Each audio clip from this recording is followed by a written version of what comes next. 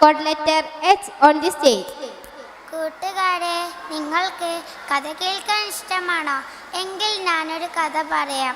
എൻ്റെ കഥയുടെ പേരാണ് സ്നേഹം.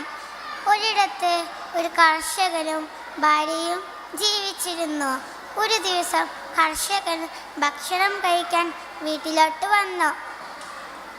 ഭക്ഷണം കഴിച്ചുകൊണ്ടിരിക്കുന്ന സമയത്ത് ആരോ വിളിക്കുന്ന ശബ്ദം കേട്ടു.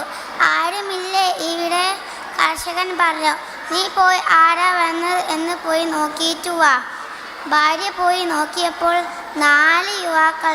ഭാര്യ ചോദിച്ചു, ആരാണ് നിങ്ങൾ? എന്തിനു വന്നു? അവർ പറഞ്ഞു, ഞങ്ങൾ ദൂരെ നിന്ന് വന്നതാണ്.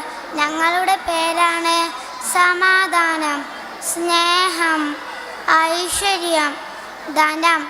ഞങ്ങൾക്ക് ജീവിക്കാൻ ഒരു സ്ഥലം വേണം, കൂടെ നല്ല ഭക്ഷണവും. പക്ഷേ ഞങ്ങളിൽ ഒരാളെ മാത്രമേ വിളിക്കാൻ പാടുള്ളൂ. ഭാര്യ ഉള്ളിലോട്ട് പോയി കർഷകനോട് കാര്യങ്ങളെല്ലാം പറഞ്ഞു. നമുക്ക് ധനത്തിനെ വിളിച്ചാലോ, എന്നാൽ നമ്മളെ കഷ്ടപ്പാടെല്ലാം മാറിക്കിട്ടുമല്ലോ.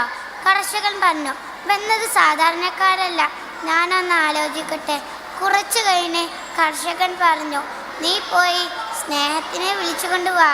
ഭാര്യക്ക് മനസ്സില്ലാ മനസ്സോടെ പോയി സ്നേഹത്തിനെ കൊണ്ടുവന്നു. കൂടെ സമാധാനവും കയറി, കൂടെ ഐശ്വര്യം ഓടിക്കയറി. ധനം പറഞ്ഞ് ഇവർ 3 പേരും കയറി. ഇനി ഞാനെന്തിനൊറ്റയ്ക്ക് ഇവിടെ നിൽക്കണം? ധനവും കയറി. കർഷകൻ വലിയൊരു പണക്കാരനായി സന്തോഷത്തോടെ ജീവിച്ചു. കൂട്ടുകാരെ, ഈ കഥയിൽ നിന്ന് നിങ്ങൾക്ക് എന്തു മനസ്സിലായി?